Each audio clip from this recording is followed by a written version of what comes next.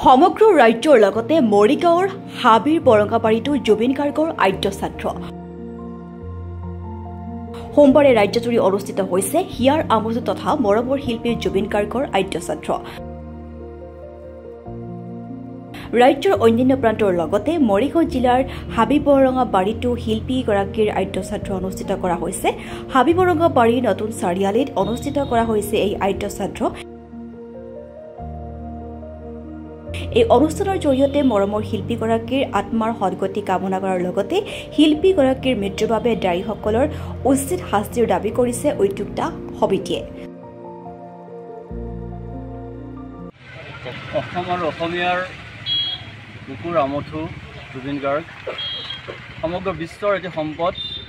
জুবিন দা সংগীত জগতৰ নহয়, প্ৰকৃত মানৱ হিচাপে এগৰাকী প্ৰকৃত মানুহ হিচাপে তেওঁ পৰিচয় দি গৈছে বিশ্ববাসীক।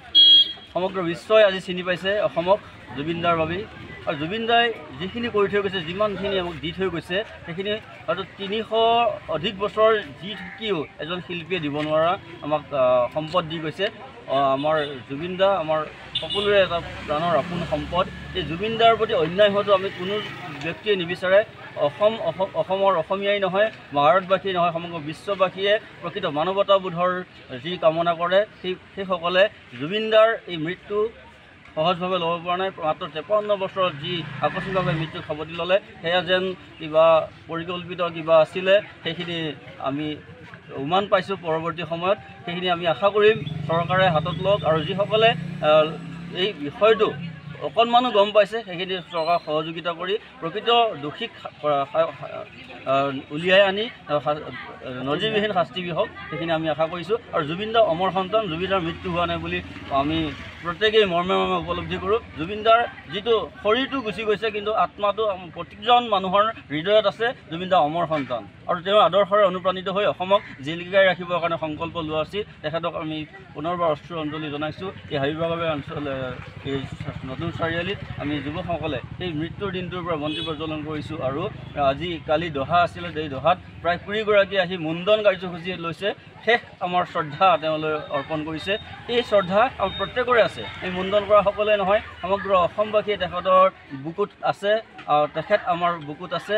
আমি প্ৰত্যেকেই তেখেতক সদায় শ্ৰদ্ধা জনাই যাম, তেখেতৰ সৃষ্টিৰাজিক আমি সন্মান জনাই যাম, তেখেত আদৰি ল'ম। আমি অভ্যাসনৰ জৰিয়তে তেখেতক পুজিম, তেখেতৰ ফুলেৰে তেখেতক পুজিবলৈ আমি সদায় সাজু আছোঁ। সমগ্ৰ অসমে আজিৰ দিনটোত জুবিন গাৰ্গৰ আদ্য ছাত্ৰ হিচাপে পালন কৰিছে, সকাহ হিচাপে তেওঁলোকে সকলোৱে পালন কৰিছে। সেই তেনেদৰে আমিও ব্যতিক্ৰম নহয়। আমি ইয়াত জুবিন গাৰ্গক ইমানখিনি ভাল পাই বৃহত্তৰ হাবিবৰঙাবাৰী অঞ্চলত সকলোবোৰ যুৱকৰ পৰা আবাল বৃদ্ধ বালিকা সকলোৱে আহি ইয়াত আমাৰ এই অসমত ভাগ লৈছেহি। আৰু আমাৰ উদ্দেশ্য এটাই যে আমি কিমান দূৰ কৰিব পাৰিছোঁ নাজানো। জুবিন দাৰ কাৰণে আমি যিখিনি কৰোঁ সদায় আমাৰ কাৰণে কমেই হ'ব, কাৰণ সেইজন মানুহ এজন মহিৰো সেইজনে আমাৰ গোটেই অসমৰ কাৰণে যিমানখিনি অৱদান দিছে, এতিয়া সাম্প্ৰতিক সময়ত তাৰ আৰু পতন্ত্ৰ পাবলৈ নাই।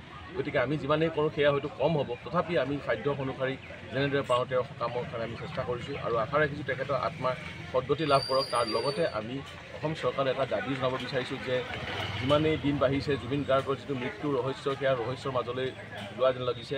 তেওঁ এজন শিল্পী, তেওঁ অসমৰ হিয়াৰ আমঠু। তেওঁৰ মৃত্যু যদি স্বাভাৱিক হ'লহেঁতেন তেনেহ'লে আমাৰ কোনো ক'বলগীয়া নাথাকিলহেঁতেন, কিন্তু এতিয়া ক্ৰমাগত দেখা গৈছে তেখেতৰ মৃত্যু ৰহস্যৰ মাজলৈ গৈ আছে। আৰু সেয়েহে আমি অসম চৰকাৰক ইয়াৰ দ্বাৰা বিনম্ৰ অনুৰোধ জনাইছোঁ, লগতে দাবীও জনাইছোঁ, মৰমৰ দাবী বুলি ক'ব পাৰি।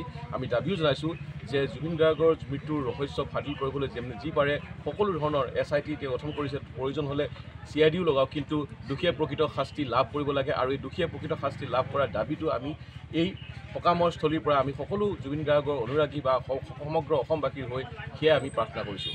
ধন্যবাদ। ৰাইজে যোৱাকালি সমূহীয়া মুণ্ডন কৰিলে, বহুখিনি ল'ৰাই কমচে কম 15-20জন ল'ৰাই আমাৰ এইখিনিতে মুণ্ডন কৰিছে। তাৰপিছত কালি আমাৰ দহাৰ কাৰ্যসূচীটো কালি গুচি গ'ল। আজি আমাৰ পৰবেলা কাৰ্যসূচী আছিলে বন্তি প্ৰজ্বলন, তাৰপিছতে পুথি এপাক পঢ়োৱা হ'ল, তাৰপিছতে নাম প্ৰসংগ কৰি এতিয়া প্ৰসাদ বিতৰণ হৈছে। এতিয়া আৰু ইয়াৰ পিছতে আৰু খিচিৰি ব্যৱস্থা এটা সৰুকৈ অনুষ্ঠুপীয়াকৈ অকণমান কৰা গৈছে। গতিকে জুবিন দাক আমি ভাবোঁ এতিয়াও অমৰ হৈ আছে, তেখেত মৃত্যু হোৱা নাই। আৰু জুবিন দাক ন্যায় প্ৰয়োজন নাই, জুবিন দাক ন্যায় কেতিয়াও নালাগে। জুবিন দাক ঘেণ্টাও কাকো খাতি নকৰিছিলে। আমাক ন্যায় কাক লাগে? ন্যায় 3,50,00,000 অসমৰ 3,50,00,000 মানুহক ন্যায় লাগে। যেনেকৈ হওক আমাক ন্যায় দিবই লাগিব। আজি তেখেতৰ আমি যিটো তেখেতৰ অবিহনে আমাৰ উশাহ লোৱা কষ্ট হৈছে তেখেত আমাৰ কাৰণে উশাহ আছিলে তেখেত আমাৰ কাৰণে নিশা আছিলে তেখেত আমাৰ কাৰণে বতাহ আছিলে তেখেত আমাৰ কাৰণে বায়ু আছিলে গতিকে আমাৰ সমগ্ৰ অসমৰ 3,50,00,000 মানুহকেই ন্যায় কেৱল নালাগে ভাৰতবৰ্ষত যিমান জুবিনদাৰ অনুৰাগী আছে তেওঁলোকক বিশ্বত যিমান জুবিনদাৰ অনুৰাগী আছে সকলোৱে ন্যায় পাব লাগিব সেয়া আমি চৰকাৰৰ ওচৰত দাবী জনাইছোঁ আৰু ইয়াৰ দাবী মানি ল'বই লাগিব অন্যথা আমি ইয়াত জংগী আন্দোলন কৰিবলৈ আমি বাধ্য হৈছোঁ মৈৰাবাৰীৰ পৰা ৰফিকুল ইছলামৰ প্ৰতিবেদন